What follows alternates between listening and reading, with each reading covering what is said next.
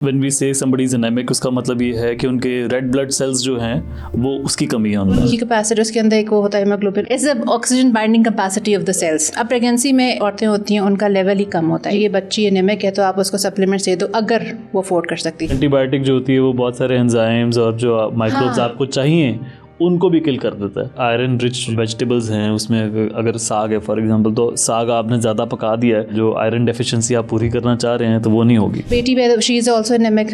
अब उस पर अब इनिशियली 6 मंथ्स तक आप उसको कोई कुछ नहीं दे सके सिवाय ब्रेस्ट फीडिंग। उसकी किस्मत अच्छी बच गई, या उसको कोई अच्छी गायनेकोलॉजिस्ट या डॉक्टर मिल गई जिसने सप्लीमेंट्स दिए, ब्लड उसको लगाया, वरना she will die in postpartum haemorrhage. The focus should be mother's milk as early as possible. ठीक है, cholesterol is the first milk, जो थोड़ा सा थिक मिल्क होता है, जो इमीडिएटली आपको बच्चे को फ़ौरन पिलाना चाहिए, गुट्टी नहीं देनी चाहिए। Don't waste it. I was in Malaysia for my PhD और मैंने वहाँ UQM से पढ़ा, नेशनल यूनिवर्सिटी मलेशिया। उनका वो पब्लिक हॉस्पिटल यहाँ के मेरे ख्याल से जो बेस्ट प्राइवेट हॉस्पिटल होगा ना उससे भी 10 टाइम्स बेहतर है। ठीक है, जो पब्लिक फैसिलिटीज़, पब्लिक हॉस्पिटल, मतलब if you go you won't even identify कि दिस इज़ अ हॉस्पिटल। यहाँ पर तो आप एंटर हो, पॉलीक्लिनिक में एंटर हो जाओ, पिम्स में एंटर हो जाओ, आपको पता चल जाता है कि हालात बहुत बुरे हैं। लाइनें लगी हुई होती हैं, हालात लोगों के नहीं हैं, दवाइयाँ नहीं हैं, मतलब मल्टीपल चीज़ें। वहाँ का इतना अच्छा सिस्टम है। That is the system of a public facility. ठीक है, प्राइवेट तो इससे ज़्यादा अच्छी। तो what do you think, like as a practitioner, आपके ख्याल से क्या वजूहत हैं कि जो हमारा पब्लिक हेल्थ सिस्टम है इट्स नॉट उस लेवल पे? गवर्नमेंट ओनरशिप, सारा मसला यही है ना, ओनरशिप का मसला है। And priority, of course, that health और education is not priority, it has never been the priority. I think इनके लिए शायद इनको लगता है कि हम रोड्स बना दें तो हम तरक्की याफ्ता मुल्क में शामिल हो जाएं, या हमें गाड़ियाँ ज़्यादा दिखा दें तो हम तरक्की याफ्ता मुल्क में शामिल हो जाएं। बैंक से लीज़ लेकर आप गाड़ी निकाल सकते हैं। ठीक है, आप सड़कें दुनिया जहान की ब्यूटीफाइंग इस्लामाबाद चल रहा है तो मैं देख रहे हो आजकल क्या हो रहा है। ठीक है, तो priority is not towards health and education. Will any of our, जो कि सीनियर लेवल पे जो भी गवर्नमेंट वाला है, वो जाके पिम्स में दिखाएगा अपने आप को या अपनी फैमिली को? नहीं, ना वो पिम्स में जाएगा, ना वो फेडरल गवर्नमेंट सर्विसेज हॉस्पिटल में जाएगा, वो शिफा में जाएगा। और शिफा नहीं तो फिर वो लाहौर के किसी प्राइवेट हॉस्पिटल में चला जाएगा, वहाँ नहीं तो वो दुबई के हॉस्पिटल में चला जाएगा। यहाँ नहीं दिखाएगा। या लाइनें लगी हुई होती हैं सुबह से लेकर रात तक, इमरजेंसी में आपके पास चीज़ें भी पूरी नहीं होती। ठीक है, मतलब मल्टीपल चीज़ें। यू आर MBBS डॉक्टर भी, एंड आपने बाद में PhD भी की हुई, राइट? मैं MBBS डॉक्टर, फिर मैंने 2-3 साल प्रैक्टिस की है एज अ मेडिकल ऑफिसर। फिर उसके बाद I did my masters in public health, development sector बहुत ज़्यादा, मतलब डिफरेंट NGOs के साथ डिफरेंट प्रोजेक्ट्स में काम करना, डिफरेंट कैपेसिटीज़ में, starting from the project officers, सबसे जो छोटा फंडा, फिर उसके बाद आगे। ठीक है, and then PhD in public health. तो अभी I am working as a assistant professor in HSA, health service academy, और partly in some of the projects as a team member. And we were discussing earlier, आपने you've been part of different development programs और health nutrition development projects. हाँ, health and nutrition बहुत ज़्यादा, maternal and child health पे बहुत focused. Basics से start कर लो कि यहाँ पर जब मतलब मेरा 14-15 साल का एक्सपीरियंस है, मुझे तो उस वक्त के हेल्थ सिस्टम में और अभी के हेल्थ सिस्टम में मुझे कोई डिफरेंस नज़र नहीं आता। There is not even a dent. हम कहें ना कि हमने 14 साल कुछ करके, आपकी पॉपुलेशन का डिज़ास्टर वही है अभी तक। ठीक है, आपका हेल्थ रिलेटेड सर्विसेज का डिज़ास्टर वही है। ठीक है, आपकी न्यूट्रिशन, चाहे वो बच्चों की हो, बड़ों की हो, ख़वातीन की हो, प्रेग्नेंट औरतों की हो, वही सिचुएशन है। तो nothing has changed, right. It has, मेरे ख्याल से मुझे लगता है कि पॉपुलेशन ब्लास्ट की वजह से चीज़ें ख़राब हो गई हैं और हम उस लेवल तक मैनेज नहीं कर सके। प्रायोरिटी नहीं है। जिनको ये चीज़ें प्रायोरिटाइज करनी चाहिए, they are not prioritising it. और मतलब multiple reasons, so many things. और when you were part of these programs, तो उसमें you also worked on जो एनीमिया के ऊपर, तो एनीमिया के बारे में बताएं, what exactly it is? देखो, इट्स आपकी हीमोग्लोबिन लेवल होता है, it's oxygen carrying capacity in the blood. और हमारे यहाँ एनेमिक एक लेवल होता है कि जी इतना है तो इट इज़ नॉट एनेमिक, मतलब 12 to 14 ओवरऑल कहते हैं कि इट्स नॉर्मल।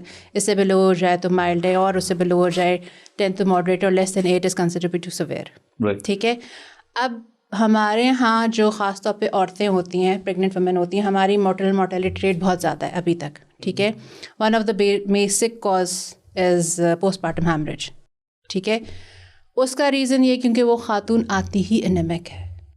सो एनेमिक जो है वो व्हेन वी से समबडी इज एनेमिक, उसका मतलब ये है कि उनके रेड ब्लड सेल्स जो हैं वो उसकी कमी है उनमें। हाँ, उनकी कैपेसिटी, उसके अंदर एक वो होता है हीमोग्लोबिन, उसकी मतलब ऑब्वियसली इस तरह से कह सकते हो कि उसकी कमी है उसके अंदर, उस तरह से ब्लड मतलब एक्सट्रीमली ब्लड इतने उस पे लेवल पे नहीं है कि वो मज़ीद मतलब it's more of a lesser amount, HB less है, haemoglobin it's the oxygen binding capacity of the cells. अब प्रेगनेंसी में हमारे यहाँ जो औरतें होता है उन औरतें होती हैं उनका लेवल ही कम होता है। HB इज़ नॉर्मली, अगर आप KP साइड पे चले जाएँ तो मैं अभी कुछ दिन और से पहले ट्रेनिंग्स करा रही थी, तो वहाँ पर हम ये पढ़ा रहे थे multiple micronutrient supplements for women, specifically pregnant women के लिए जो प्रेग्नेंट होती है उनको आप दें, ठीक है।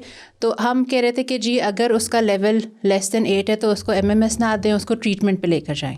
तो कहते हैं जी यहाँ पर तो नॉर्मल 8 है। अच्छा, किसी औरत का इक्का दुक्का अगर आ जाए तो वो शायद ज़्यादा होगा, यहाँ तो हम नॉर्मल, अगर 8 होती है तो हम कहते हैं चलो शुक्र है 8 है, वरना तो आप सोचें, और ये सिवियरली एनेमिक है, राइट, ठीक है।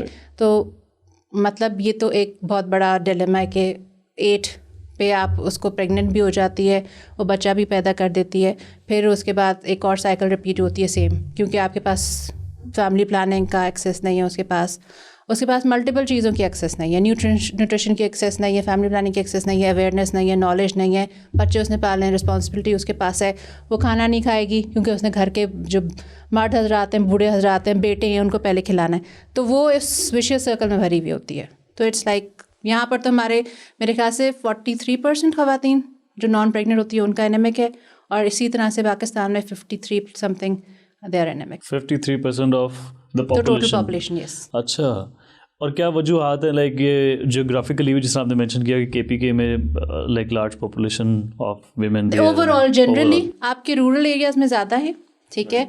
अर्बन एरियाज़ में क्योंकि ख़वातीन को इतनी अवेयरनेस होगी, they have started taking supplements, आपके पास प्राइवेट फैसिलिटीज़ हैं, वो जाके वहाँ पर उनको काउंसलिंग सेशन मिलते हैं, उनकी डाइट अच्छी हो जाती है, दे कैन इम्प्रूव।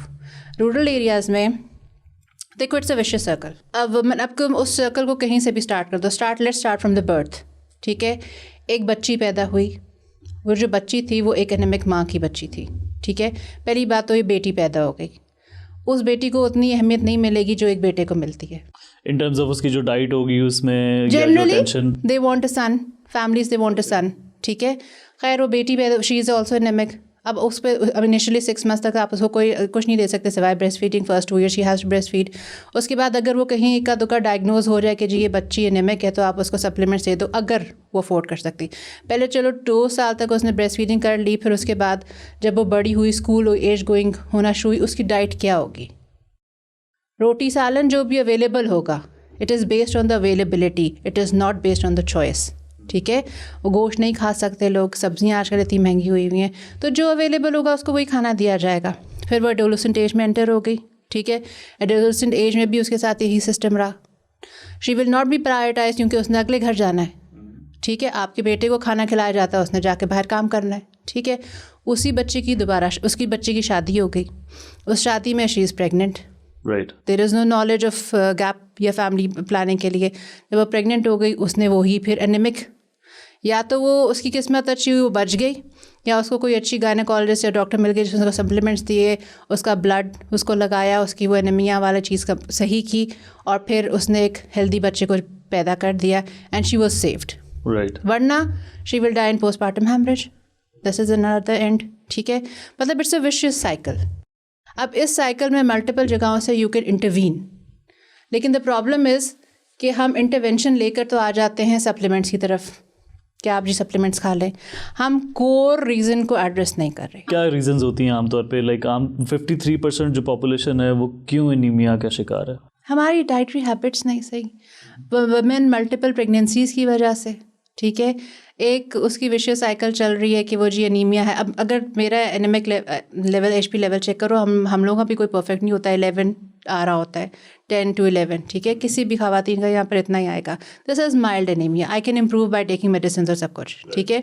ऑब्वियसली आपकी जो लाइफ साइकिल होती है उसमें मेंस्ट्रुअल हिस्ट्री भी होती है, ठीक है।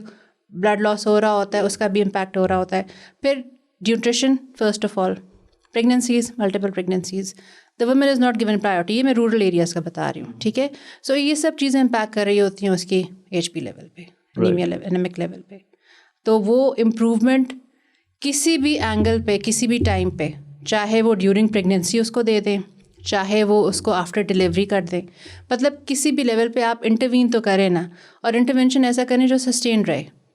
वो एक प्रेगनेंसी भी आएगी, आप उसको दवाइयाँ दे देंगे, उसको खून की बोतल लगा देंगे, फिर वो बच्चा पैदा करके चली जाएगी। लेकिन क्या आपने उसको फिर फैमिली प्लानिंग के रिलेटेड समझाया कि you need to have a gap of at least 2 years? Right. So basically blood loss अगर आपका किसी भी वजह से होता है तो that can lead to anemia. देखो उसमें हम अनीमिया तो जनरली मतलब it's an continuous level that is there. हाँ, आपका जब ब्लड लॉस होता है तो अगर लॉस हो रहा है तो आपको इमीडिएट बोतल लग जाती है खून की, वो उसको कर देते हैं। बट अगर वो प्रोड्यूस नहीं कर रही है आपकी बॉडी एक्टिवली। अच्छा, अब देयर इज़ अनदर फिनोमेना। हमारे यहाँ सबसे कॉमन कॉज है आयरन डिफिशिएंसी एनीमिया। राइट, ठीक है।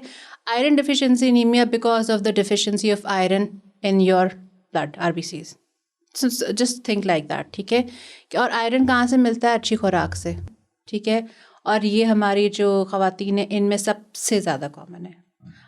लड़कों आदमियों में भी होता है, लेकिन हम वुमेन का इसलिए प्रायोरिटाइज करते हैं because they get pregnant, they have to give birth, ठीक है।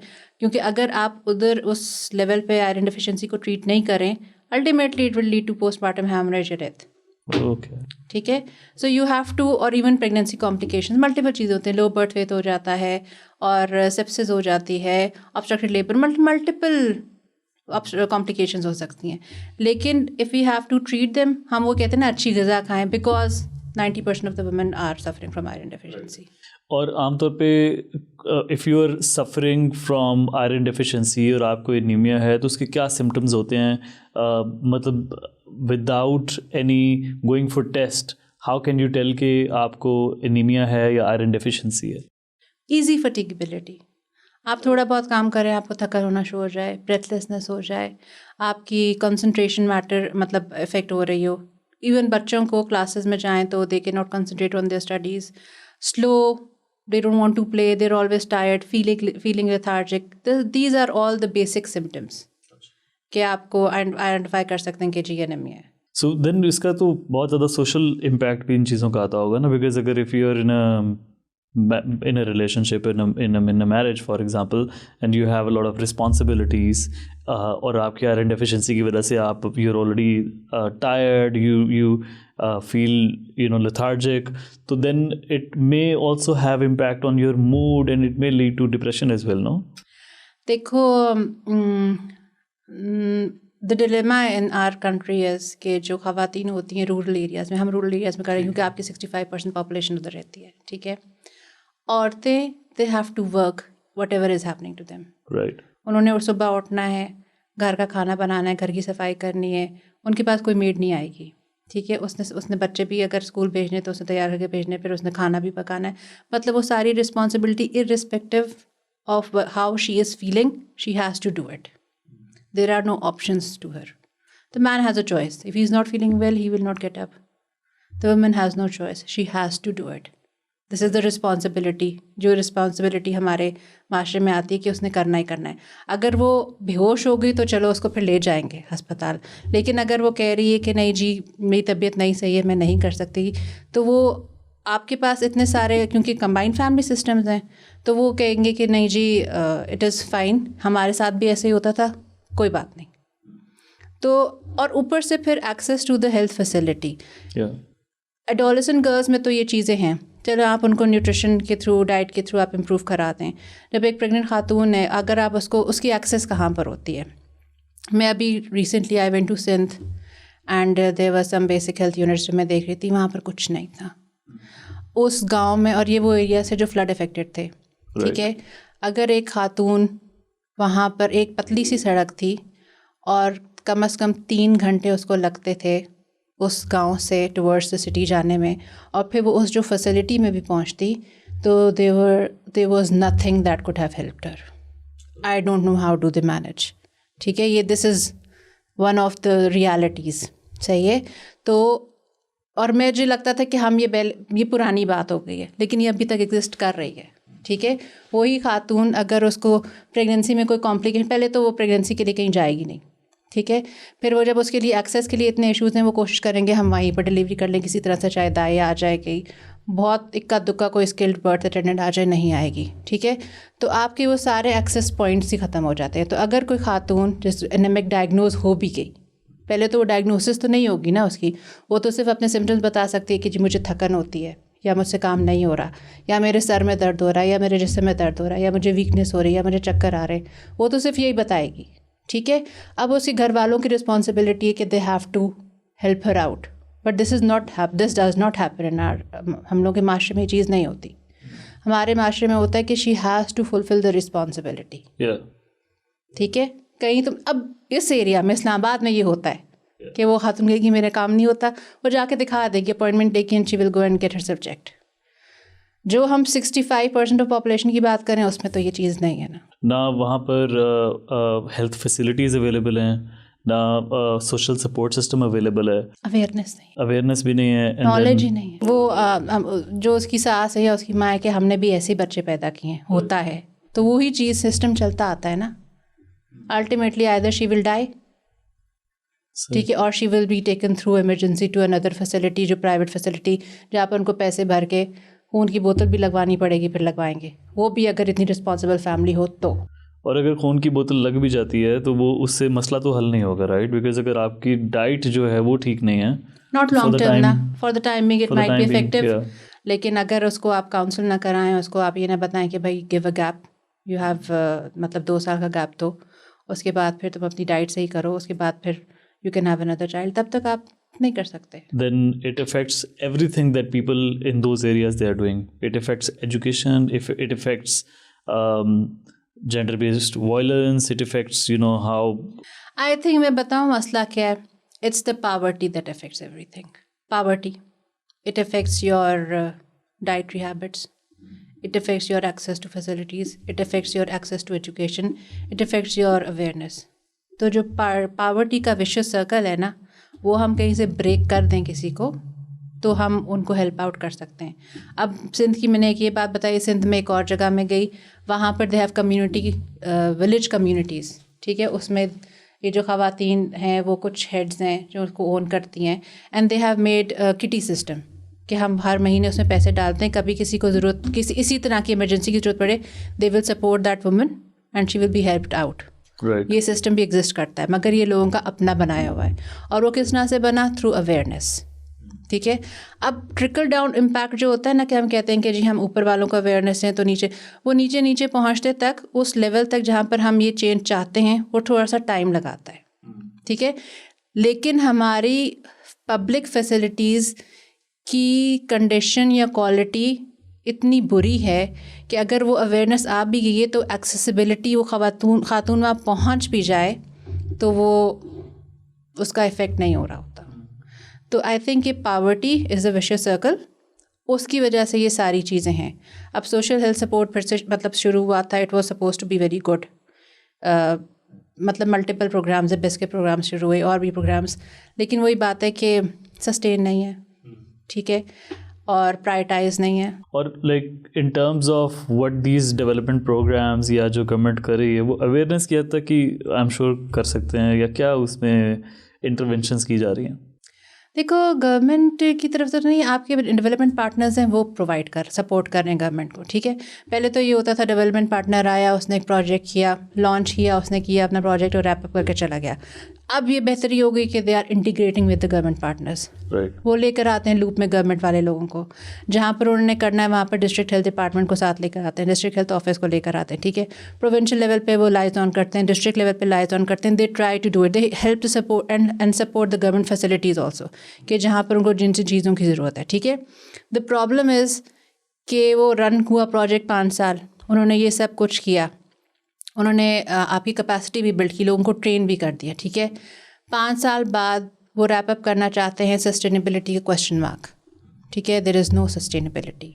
जैसे ही वो रैप अप हुआ, गवर्नमेंट कहेगी या डिस्ट्रिक्ट लेवल कहेंगे हम तो इसको मज़ीद सपोर्ट नहीं कर सकते, ठीक है, आप कैपेसिटी बिल्ड करके बहुत अच्छी बात है। वो कैपेसिटी बिल्ड हुए जो लोग होंगे वहाँ पर, जिन्होंने अपने लिए मतलब इस चीज़ को फोकस किया कि नहीं we want to change, they will be there in the field, मगर कोई इंसेंटिव नहीं है ना कि वो मज़ीद काम करें। वो अपने आउट ऑफ पॉकेट तो करके नहीं अवेयरनेस करेंगे, ठीक है। वो घर जाके अगर मंथली सेशंस करते थे या करती थी, वो तो नहीं अपना पेट्रोल खर्च करेगी, कि मैं जाके ये करूँ, ठीक है, बहुत कम विद इन द उसकी एक्सेस पे हो तो शायद वो कर दे। आपने कैपेसिटी बिल्ड कर दी, आपको सब कुछ कर दिया, that is not sustained, it will go back to zero. तो government ownership we need it in everything, चाहे वो न्यूट्रिशन के प्रोजेक्ट्स हों, चाहे वो मटर्नल हेल्थ के प्रोजेक्ट्स हों, चाहे वो support system to the facilities हो जाए, चाहे वो ट्रेनिंग ऑफ द डॉक्टर्स हो जाए, training of the lady health workers, हर चीज़ के लिए they all want incentives in the form of trainings, in the form of मतलब different capacity buildings, maybe monetary incentives, they all want it. No one is going to do without money, बहुत कम होता है। और again जो awareness create की जा रही होती है इन एरियाज़ में, ख़वातीन को क्या एग्जैक्टली बताया जा रहा होता है? बहुत बेसिक चीज़ें मटर्नल चाइल्ड हेल्थ के ऊपर, वैक्सीनेशन के ऊपर, ठीक है, सैनिटेशन एंड हाइजीन वॉश, ठीक है, कुछ जगहों पे तो मतलब उनको बेसिक खाने के तरीक़ाकार, हाथ धोने का तरीक़ाकार, ओपन डेफिकेशन सिस्टम अब बहुत सारी जगहों पे अभी भी सिंध में है। आप उनको वो बताएं कि जी आप अगर मतलब आपको close defecation system they try to improve it, लेकिन नहीं हो रहा, ठीक है, बहुत सारी जगहों पे है। तो बेसिक चीज़ें, आप अपने बच्चे को दूध कैसे पिलाते हैं, क्यों 2 साल तक दूध पिलाते हैं, फैमिली प्लानिंग, मतलब ये सारे हम लोग टच बेस करते हैं, लेकिन वही बात है कि वो अवेयरनेस इतनी ज़्यादा थोड़ी बहुत हो जाएगी, लेकिन अगर वो चेंज आ भी गई तो वो स्टार्ट करना शुरू करें, एक्सेस करना शुरू करें फैसिलिटीज़, तो क्या इज़ इट वर्थ इनफ कि वो उस फैसिलिटी में जाएं जहाँ पर सिर्फ एक BHU की टूटी हुई बिल्डिंग है और कोई भी नहीं बैठा हुआ। बट अगर एटलीस्ट अवेयरनेस होगी तो वो अपने तौर पे, जिस तरह for example one of the things that I understand इसके आयरन डेफिशिएंसी जो है उसको कम से कम उनको ग़िज़ा के बारे में तो पता चल जाएगा ना कि व्हाट वो तो हम मटर्नल हेल्थ और चाइल्ड हेल्थ से बात करते हैं ना, हम एनीमिया को जनरल लेते हैं, ठीक है, हम ओवरऑल माल न्यूट्रिशन को जनरल लेते हैं, ठीक है, तो yes we do talk about कि जी एनीमिया बेहतर हो जाएगा, माल नरिशमेंट बेहतर हो जाएगी, मल्टीपल चीज़ें, अवेयरनेस उनको हो जाएगी, लेकिन क्या वो अपने घर की दाल रोटी छोड़ के गोश्त खा सकते हैं? अवेयरनेस तो हो गई ना, ठीक है, बट अफोर्डेबिलिटी जो है दैट आल्सो डिपेंड्स। और आयरन रिच जो वो ग़िज़ा होती है वो कौन सी होती हैं आमतौर पे? ग्रीन लीफी वेजिटेबल्स, पालक हो गई, ठीक है, बहुत ज़्यादा इस पर फोकस करते हैं, गोश्त भी कहते हैं, ठीक है, vitamin B12 is also good अगर आप गोश्त लेना चाहो, बीन्स हो गए, लोबिया हो गया, जितनी ग्रीन लीफी वेजिटेबल्स हैं they all are part of iron rich diet है। राइट। अब तुम यहाँ पर आ जाओ तो कहेंगे broccoli is expensive, no one is going to afford it, तो पालक तो लाइक आई थिंक वो तो पालक रोटी, आपके घर के जितने ग्रीन लीफी वेजिटेबल्स हैं उन सब का they are very good. Okay, that's surprising कि लाइक क्या जो ये देहात के लोग हैं वो तो आई एज्यूम कि उनकी एक्सेस होगी इस तरह की ग़िज़ा की। नहीं, देखो एक्सेस होती है, लेकिन क्या उसको इतनी ग़िज़ा मिल जाती है उस खातून को? राइट, वो खाना पकाएगी, वो पहले अपने मियाँ को देगी, अपनी सास को देगी, अपने ससुर को देगी, सारे घर के बच्चों को देगी, फिर जो बचेगा तो वो खाएगी ना। This is the dilemma. She will cook but she will be the last one to eat. ऐसे ही दिस इज़ द रियलिटी ना। राइट। और आमतौर पे जो वही ट्रीटमेंट्स जो होती हैं वो फिर क्या होती हैं जब इस तरह के पेशेंट्स आते हैं? पहले तो काउंसिल करते हैं डाइट पे। आपकी एक वो प्लेट वाली चीज़ है कि जी उसमें सारे आपके एलिमेंट्स होने चाहिए जो एक बैलेंस डाइट के रिलेटेड होते हैं, दैट इज़ फाइन। लेकिन आप माइल्ड है अगर, ठीक है, अगर मॉडरेट है तो आप सप्लीमेंट स्टार्ट कर दें।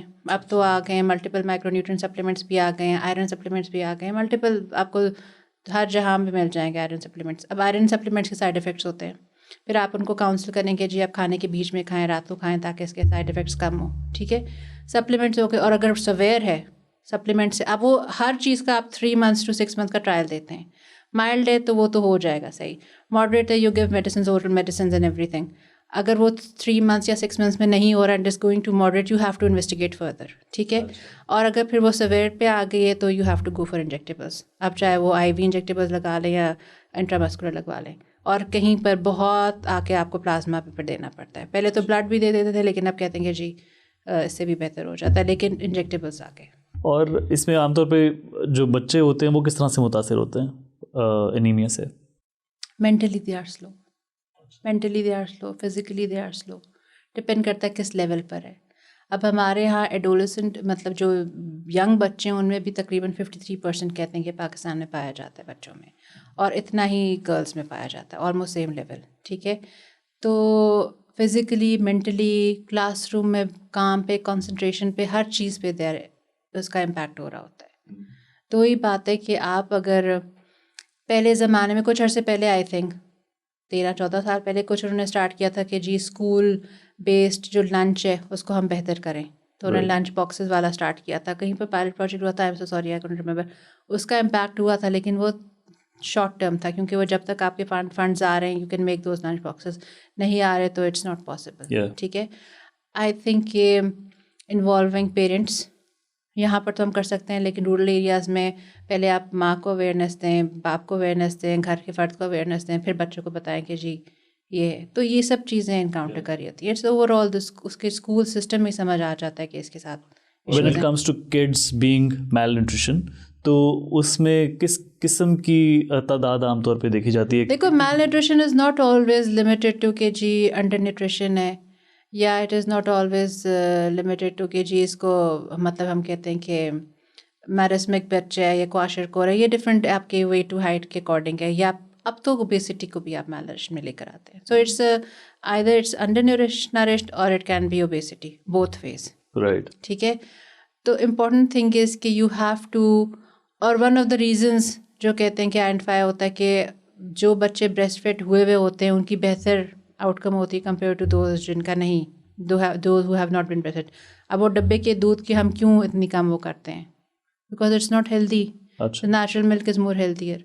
सही है, तो यही चीज़ है कि it's important to focus on starting from the first day के जी आप अर्ली कोलेस्ट्रॉम जो फर्स्ट मिल्क होता है वो आप दें, आप अर्ली ब्रेस्ट फीड कराएं। ठीक है, फिर आप उसको कंटिन्यूस सस्टेन 2 साल तक ब्रेस्ट फीड कराएं, आप 6 मंथ्स बाद उसको स्टार्ट करें कोई गज़ा।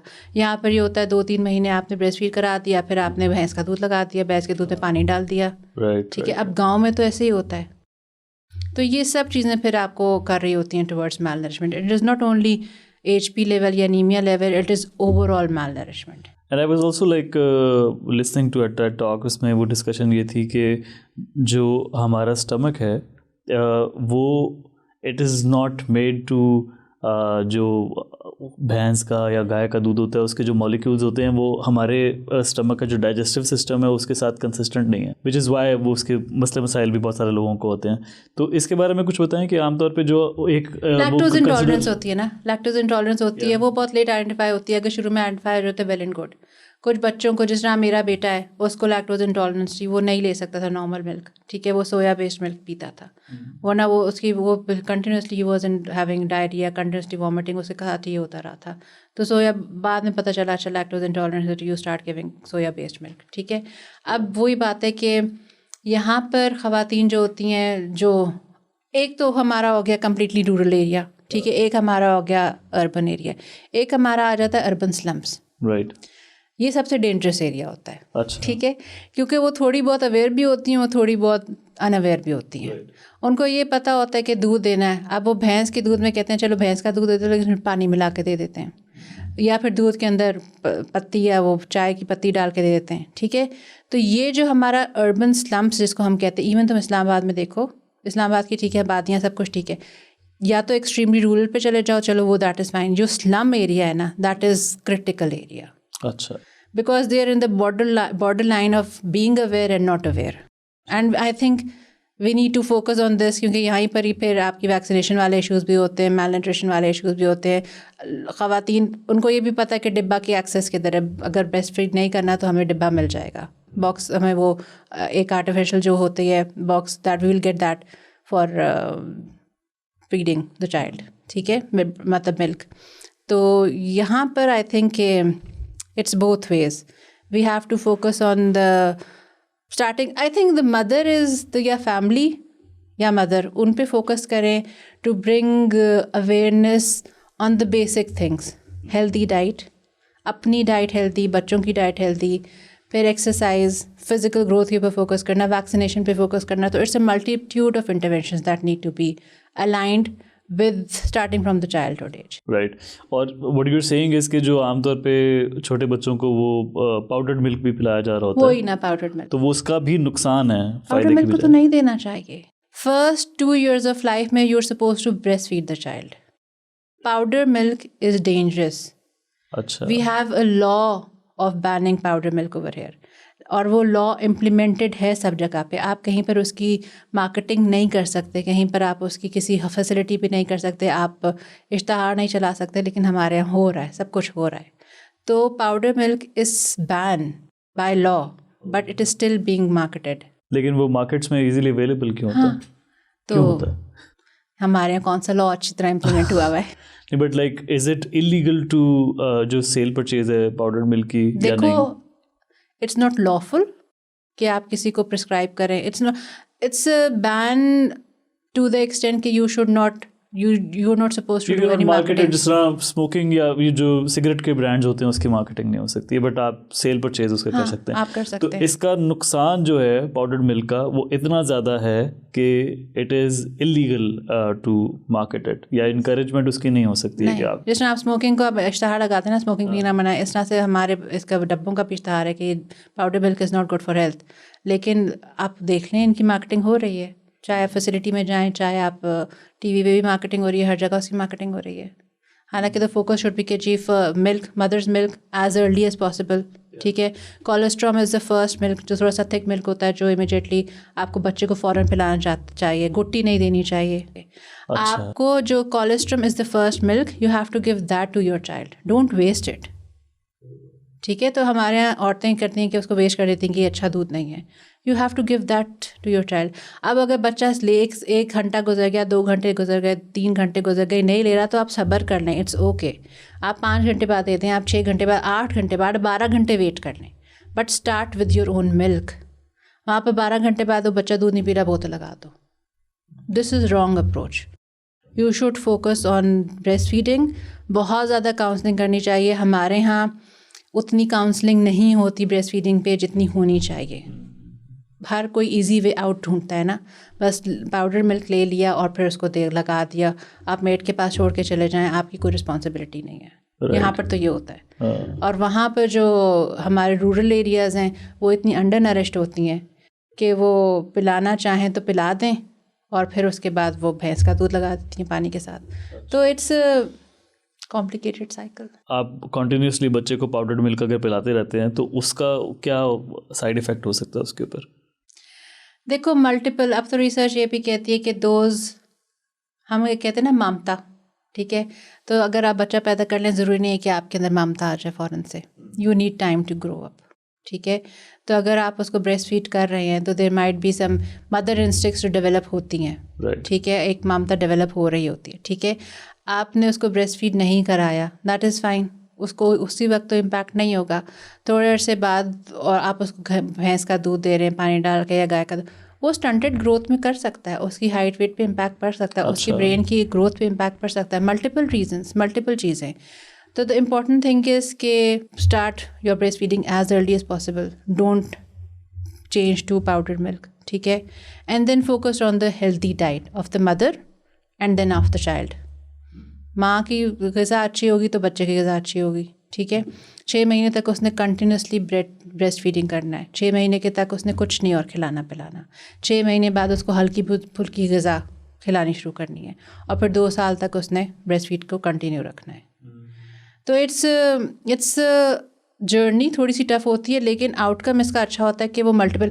अब तो कुछ रिसर्च ये भी आ गई है कि जिन्होंने पाउडर मिल्क पिया हुआ है उनको कार्डियक इशूज़ होते हैं एट द लेटर एज। ठीक है, और भी मुख्तलिफ चीज़ें। तो यस, आई थिंक इट्स, अगर बचपन में आप पाउडर्ड मिल्क पीते रहे हैं तो आपको लेटर इन लाइफ पॉसिबिलिटी है कि हार्ट अटैक भी हो सकता है उस वजह से कि आपका बचपन में जो ग़िज़ा है वो पाउडर्ड मिल्क रही है। There has been research. अच्छा, राइट। और जब आमतौर पे लाइक वही जब 2 साल से बड़ा हो जाता है बच्चा तो उसकी जो ग़िज़ा होती है उसमें बैलेंस डाइट, जो बच्चों को आमतौर पे हम ये बिस्किट्स खिला देते हैं या चॉकलेट्स जो हैं उसका मैंने लोगों को देखा है कोक की बोतलें बॉटल में डाल के कोक डाल के पिला देते हैं। रूह अफ़ज़ा पानी में डाल के कोक उस डाला हुए बॉटल में वो पिला रहे हैं। Sugar itself is a big वो, तो हाई शुगर इनटेक, मल्टीपल चीज़ें। क्योंकि परसेप्शन ये होता है ना कि बच्चा जो है वो छोटा है, उसको आप कुकीज़ खिलाएं, उसको बिस्किट्स खिलाएं तो वो डाइजेस्ट कर लेगा, he is gonna be fine. लेकिन at the core of it he or she is a human जिसके वही ऑर्गन्स हैं जो बाकी सबके हैं। वो कितना शुगर टेक अप करेगा। ठीक है, कितनी शुगर ब्रेक डाउन होगी, कार्बोहाइड्रेट ब्रेक डाउन होंगे, मतलब कितना ज़्यादा होगा, ठीक है, glucagon is the stored amount, कितनी ज़्यादा शुगर होगी तो वो अल्टीमेटली ही विल, अगर आप उसको इतनी ज़्यादा शुगर दे रहे हैं, ठीक है, कुकीज़ दे रहे हैं, ये दे रहे हैं, तो it will and up in complication. बोतल में चीनी डाल के, दूध डाल के पिला रहे हैं और मुँह से लगा दिया कि बस अब चुप हो जाओ, तो ये तो नॉर्मल हमारे यहाँ। और अगर सीरियस उसको बीमारियों की तरफ ना भी जाए तो जो आमतौर पे क्या है, मतलब मूड के उसके ऊपर फ़र्क पड़ सकता है, जो उसकी कॉग्निटिव एबिलिटी है, जो ब्रेन डेवलपमेंट है, उसके ऊपर भी कोई फ़र्क पड़ सकता है? जहाँ पर आपकी स्टंटिंग हो जाती है ना जिन बच्चों में, उसमें ब्रेन डेवलपमेंट होता है। जहाँ पर अंडर न्यूट्रिशन बहुत ज़्यादा होती है, क्वाशिकोर है, मैरास्मस है, ये सारे हेल्दी भी, मतलब मल्टीपल चीज़ें इनको इम्पैक्ट कर रही होती है, वहाँ पर ये इफेक्ट हो रहा होता है कि आपकी ब्रेन डेवलपमेंट भी इम्पैक्ट हो रहा होता है, एनीमिया भी इम्पैक्ट कर रहा होता है ब्रेन डेवलपमेंट पे। तो ये सब चीज़ें indirectly they are impacting. Right. और आमतौर पे ये होता है ना कि जो मिल्क प्रोडक्ट्स के जो एड्स होते हैं उसमें बहुत ज़्यादा वो जो हाईलाइट करते हैं कि हड्डियाँ मजबूत होंगी दूध पीने से, गलत बात है। सो आप ब्रेस्ट मिल्क को रिप्लेस नहीं कर सकते पाउडर मिल्क से, दैट इज़ टोटली रॉन्ग। आपके अंदर इम्यूनोग्लोबिन्स होते हैं ब्रेस्ट मिल्क के अंदर, जो कि आपको नेचुरल ग़िज़ा के तौर पे मिल रहे होते हैं, ठीक है। इम्यूनोग्लोबुलिन्स से basically develop immunity with in your body, ठीक है। तो बच्चे को वो इम्यूनिटी डेवलप करने के लिए थ्रू ब्रेस्ट मिल्क मिल रहा होता है। ये चीज़ें आपको नेचुरली उसमें, मतलब पाउडर मिल्क में नहीं मिलती। तो जी ये मार्केटिंग के लिए करते भी हैं कि जी ये है और ये है और इस तरह से। बट पाउडर्ड मिल्क के अलावा भी जो ये आमतौर पे जो आम दूध होता है डब्बे वाला या डब्बे के बगैर भी जो भैंस का, गाय का जो दूध अवेलेबल होता है, गाय का तो बहुत ही ज़्यादा कहते हैं कि जी it should not be given, it will develop into, ultimately it will develop into iron deficiency, anemia। अच्छा, गाय का दूध आप कह रही हैं कि उसको कंज्यूम करने से आयरन डिफिशिएंसी हो जाती है? छोटे बच्चों को, और क्योंकि उसमें उनको फिर नेचुरल ग़िज़ा नहीं मिल रही होती ना। ओके, बट लेकिन जो आम तौर पे हम कंज्यूम करते हैं दूध, it's good for vitamins, but for small children I think breast milk the best one. I was like part of this project जिसमें one of the largest organizations that develops those packings for the milk. तो उसमें I got a chance to go through the entire process जिसमें वो दूध को किस तरह से स्टेरलाइज करते हैं और वो किस तरह से जर्म्स जो होते हैं उसके अंदर मर जाते हैं, बिकॉज वो एक हाई टेम्परेचर पे उसको लेके जाते हैं, देन उसको ठंडा करते हैं, it all remains with in that machine और उसी के अंदर से उसकी पैकिंग हो जाती है, इसलिए वो कहते हैं कि वो एक्सपायर नहीं होता है जल्दी। तो इसका जो हमारे पास ऑल्टरनेट है वो ये कि जो आप आमतौर पे ग्वाले से दूध लेके आते हैं उसको आप उबालते हैं और उबाल के आमतौर पे हम यूज़ करते हैं। तो इन दोनों चीज़ों में क्या ओपिनियन है आपका कि क्या ठीक है? देखो, स्टेरॉइड्स देते हैं भैंसों को, ज़्यादा मिल्क प्रोडक्शन होती है, वही हम यूज़ कर रहे होते हैं। वही हालात हमारे मुर्गियों के साथ है, हम फार्मी मतलब वो जो मुर्गियाँ आती हैं हम वही खाते हैं। अब वही हालात हमारे पास मछलियों के साथ है, तुम अभी देख लो लाइन से मछलियाँ लगी हुई हैं। तो हमने तो वो आर्टिफिशियल चीज़ें अपनी ज़िंदगी में खुद ही इन्वॉल्व कर ली। When we know farmy chicken is not good for our health, why are we promoting it? और same goes with the fish also. तो यहाँ पर तो अब तो तालाब उन्होंने बनाए हुए तुम्हारे सामने, मतलब वो तुमको मछलियाँ भर पार और इतनी मोटी मोटी मछलियाँ। यहाँ पर तो समंदर नहीं है, कोई बंदा पूछे कि यहाँ से कहाँ से आई मैं। So what you're saying is कि जहाँ पर हम पैकेज्ड मिल्क की या पैकेज्ड मिल्क की भी बात कर रहे हैं, देखो we are facing a number of क्या कहते हैं challenges in our daily routine to find a healthier diet. ठीक है, either if it is related to milk, चाहे वो मीट हो चाहे वो मछली हो, तो हम इन सब चीज़ों के चैलेंजेस फेस कर रहे हैं। हम चाहते हैं कि हम डब्बे वाला नहीं यूज़ करें, लेकिन we are using it because we consider कि ये बेहतर है। वी थिंक कि जी इसकी गारंटी, इसकी प्रोसेसिंग अच्छी हुई हुई है, सब कुछ है, तो ये बेहतर है, ठीक है, विच इज़ फाइन। लेकिन अब डू यू थिंक कि फार्मी चिकन इज़ बेहतर, या फार्मी जो हमारे पास मछलियाँ आ रही हैं are they better? No, they are not at all. आप कितना वो जो मुर्गी खुद से अपने पाँव पे खड़ी भी नहीं हो सकती, आप उसको खा रहे हैं। तुम देखा, मतलब उनको तो मैं कभी कभी देखकर हैरान होती हूँ कि दे कैन नॉट, वो इतना सा चूज़ा होता है जिसको वो इतना मोटा कर देते हैं, ठीक है, उसको डाइट क्या दे रहे हैं, एंड दैट चूज़ा कैन नॉट स्टैंड, ठीक है। तो ये जो हमारी हेल्थियर डाइट वाली चीज़ है, ये तो हम ख़त्म हो गई ना, ओरिजिनल अच्छी ग़िज़ाएँ सारी हमारी ख़त्म हो गई हैं। तो ये itself it's a challenge. Right. अच्छा, और अगेन जो मैं उस तरफ वापस आऊँगा, जो उबला हुआ दूध होता है, आई एम श्योर कि उसमें भी बहुत सारे आर्ग्यूमेंट्स होंगे कि वो डब्बे वाला दूध क्यों नहीं यूज़ करना चाहिए, लेकिन जो उसका प्रोसेस के अलावा भी कुछ तो चेकिंग उसमें होगी ना, जब वो दूध ख़रीदते हैं या जो भी इकट्ठा करते हैं दूध, तो उसमें there is a likelihood processing शायद बेहतर है, उसकी टेम्परेचर सेटअप बेहतर है, उसको जो तरीके से उसको वो कर रहे होते हैं, स्टोरेज कर रहे होते हैं या उसको स्टरलाइज कर रहे होते हैं, it's better as compare to जो हम किसी गवाले से पहले ज़माने में शायद बेहतर होता होगा, अब तो इट्स अ डिज़ास्टर। मैं एक डॉक्यूमेंट्री देख रहा था, उसमें डिस्कशन थी कि ज़ाहिर है हमारे बॉडी के अंदर बिलियंस माइक्रोब्स होते हैं जो कि हेल्प करते हैं जो खाने को डाइजेस्ट करने में, और वो ज़रूरी होते हैं हमारी बॉडी के लिए। नेचुरल फ्लोरा से कहते हैं, natural flora in your body, ठीक है। तो इसके बारे में कुछ बताएं। मतलब इसमें इट्स अ नेचुरल फ्लोरा। अब जब हम कहते हैं कि हम डाइट अच्छी रखें और दे हेल्प, एंजाइम्स भी होते हैं, डिफरेंट एंजाइम्स भी होते हैं, फिर फ्लोरा भी होता है, माइक्रो ऑर्गेनिजम्स भी होते हैं, ठीक है। So they help you out in digesting multiple चीज़ों में, ठीक है। अब अगर हमारा गट का जो नेचुरल फ्लोरा है अगर वो डिस्टर्ब हो जाए, नेचुरल फ्लोरा मतलब, तो we can have the first symptom is diarrhoea, vomiting, it's a disturbance in the overall flora, in the overall pH या जो भी तुम कह लो। तो बैलेंस डाइट जो हम कहते हैं कि हमारी न्यूट्रिशन के लिए अच्छी है, उसमें सिर्फ ये नहीं है रोटी चावल सालन, it is made up of multiple things. आपके पास फ्रूट्स हैं, फिर आपके पास वेजिटेबल्स हैं, फिर आपके पास मीट है, then you have dry fruits also. तो इट्स अ मिक्सचर। अब वो तो एक कॉन्सेप्ट आया ना, वन प्लेट, जिसमें आपके डिफरेंट एलिमेंट्स होने चाहिए फॉर अ बैलेंस डाइट। सही है। तो नेचुरल फ्लोरा, एक और चीज़ भी है कि हमारे यहाँ एंटीबायोटिक यूज़ बहुत कॉमन है फॉर एनीथिंग, ठीक है। ज़रा सा कुछ हो जाए एंटीबायोटिक यूज़ कर लो, किसी भी फ्लू हो जाए, अभी फीवर नहीं है ना, कहते हैं कि मतलब you should wait for 24 to 48 hours for the symptoms to subside to start with an antibiotic. लेकिन यहाँ पर जैसे कुछ होता है, an antibiotic is prescribe by GP, फ़ौरन से वो एंटीबायोटिक प्रिस्क्राइब कर जाता है और आप स्टार्ट कर लेते हैं। And it ultimately what is happening is कि ऑब्वियसली आपकी तो वो इम्पैक्ट हुआ आपके फ्लोरा पे और आपकी हर चीज़ पे, आपकी natural immunity of the body that goes down basically. अच्छा। क्योंकि एंटीबायोटिक एक्ट कर रही है, आपकी जो नेचुरल जो फोर्स होती है, जो उस इन्फेक्शन को प्रिवेंट करने के लिए लड़ाई कर रही होती है, उसका इम्पैक्ट कम हो जाता है, आपकी एंटीबायोटिक टेकअप कर लेती है। बिकॉज एंटीबायोटिक जो होती है वो बहुत सारे एंजाइम्स और जो माइक्रोब्स आपको चाहिए उनको भी किल कर देता है। हाँ, इट हैपेंस। तो एंटीबायोटिक्स जो है उसका जितना कम इस्तेमाल किया जाए उतना बेहतर है। वो यूके में बहुत आसानी से कोई मेडिसिन ही देते हैं, जीपी आपको wait over the counter available नहीं है वहाँ पर एंटीबायोटिक, हाँ। वहाँ पर ऑन बेस्ड प्रिस्क्रिप्शंस है। यहाँ पर ओवर द काउंटर भी अवेलेबल है, क्योंकि कह देगा मुझे नज़ला ज़ुकाम हो रहा है तो मुझे बताओ कौन सी एंटीबायोटिक लूँ, वो जो खड़ा हुआ होता है वो लिख कर देता है कि आप ये खा लें।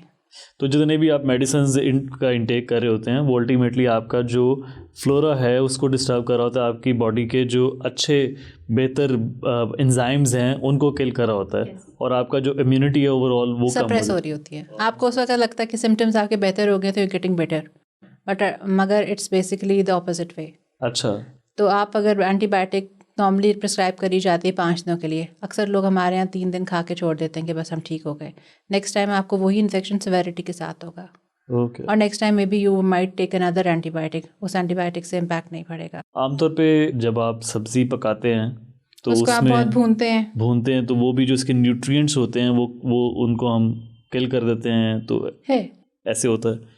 तो फिर सब्जी पकाने का क्या तरीका होना चाहिए? लाइक वो माइल्डली पकानी चाहिए, माइल्डली पका लो या उसको सैलड के फॉर्म में ले लो, सैलड फॉर्म में। ब्रोकली है, हाँ। आपके पोटैटोज हैं, पोटैटो तो you have to boil, tomatoes हैं, इवन ग्रीन लीफी वेजिटेबल्स हैं, आप उसको हल्का सा स्टर करके, स्टर फ्राई जिस तरह कहते हैं, and you can take it, consume it. जिस तरह हम बात कर रहे थे कि आयरन रिच जो वेजिटेबल्स हैं उसमें अगर साग है फॉर एग्जांपल, तो साग आपने ज़्यादा पका दिया है तो उससे आपको फ़ायदा नहीं होगा, जो आयरन डेफिशिएंसी आप पूरी करना चाह रहे हैं तो वो नहीं होगी।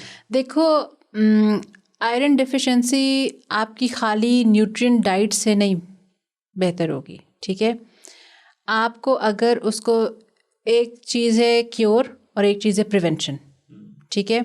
अगर आपका एनीमिया लेवल नॉर्मल है, आपका एचबी लेवल नॉर्मल है और आप हेल्दी डाइट खा रहे हैं, तो it might be possible that you don't get anaemic. अच्छा, ठीक है। मगर if you are mildly anaemic, you are having a healthy diet also, still you need some medicines, still you need some iron supplements to cure that anaemia level. सही है। So for curing you do need supplements. अच्छा। आपकी natural गट से भी मेरे ख्याल से 20 to 30% excrete हो जाती है आयरन अगर आप चाहे जितनी भी लें, क्योंकि वो एब्जॉर्प्शन का भी एक लेवल है, सही। So it's not only the diet, it for treating anemia, it's the supplements also, the iron supplements that has to be there for curing it. Prevention के लिए, yes, you can have your proper diet, you can have some, कहीं पर alternate days पे आप supplements भी ले लें, ठीक है। सो हमारे यहाँ आप कह सकते हैं कि आयरन डिफिशिएंसी रची बसी हुई है। आप किसी भी बंदे को उठा लें, उसका टेस्ट करा लें, वो ज़रूर माइल्डली डेफिशिएंट भी होगा, ठीक है। सो उसकी क्योर और उसकी प्रिवेंशन के लिए diet and supplements both are important. Right.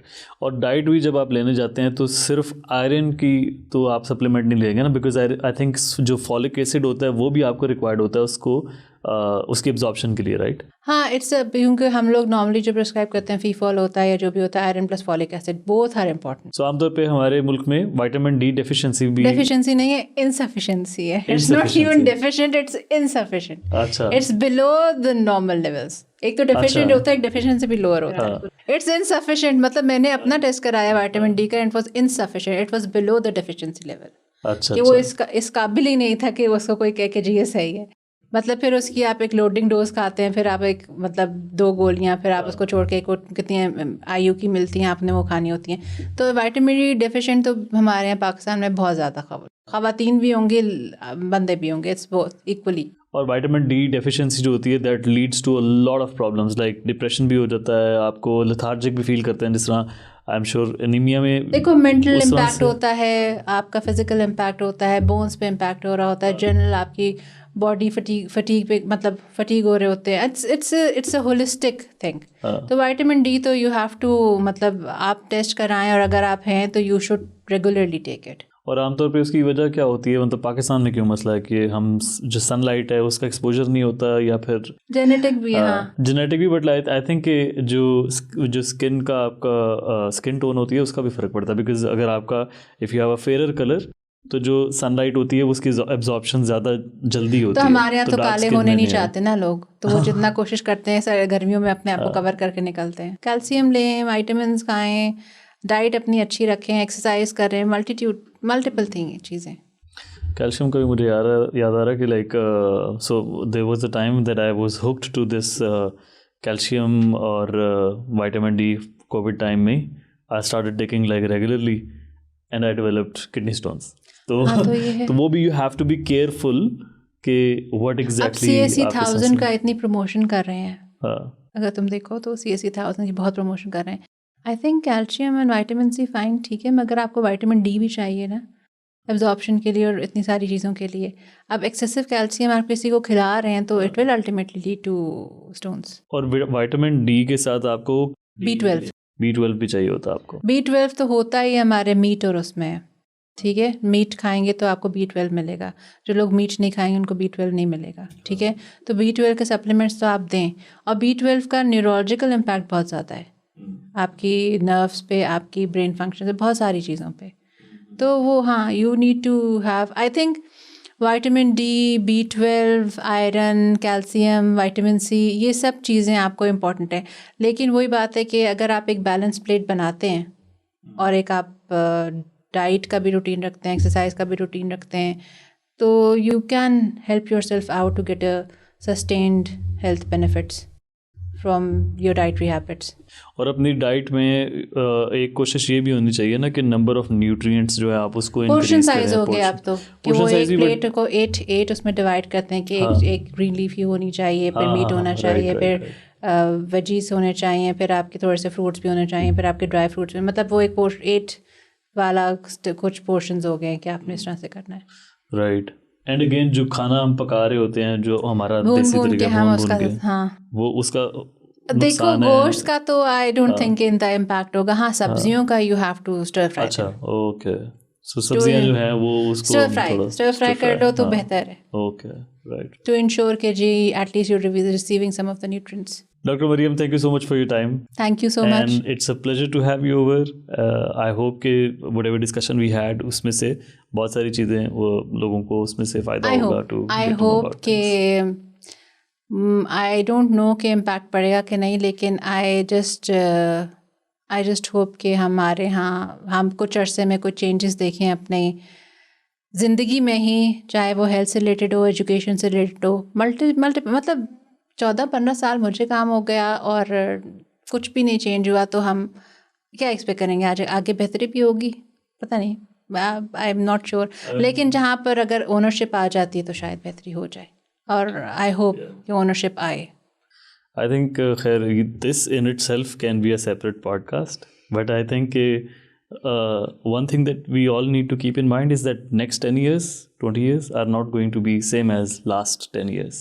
देखो अगेन, हाँ ना, इट्स चाइल्ड हेल्थ के ऊपर तो आप यू सी AI, ठीक है, मल्टीपल चीज़ें, AI है, क्लाइमेट चेंज है, बहुत सारी ऐसी चीज़ें हैं जो कि बुरी तरह से लिंक्ड अप है with whatever we are global health doing. Security भी आ गई। Everything. So I think we better get our house in order before it's too late. We need to prepare ourselves in a better way. Thank you so much. Thank you so much, Jawad. Thank you so much.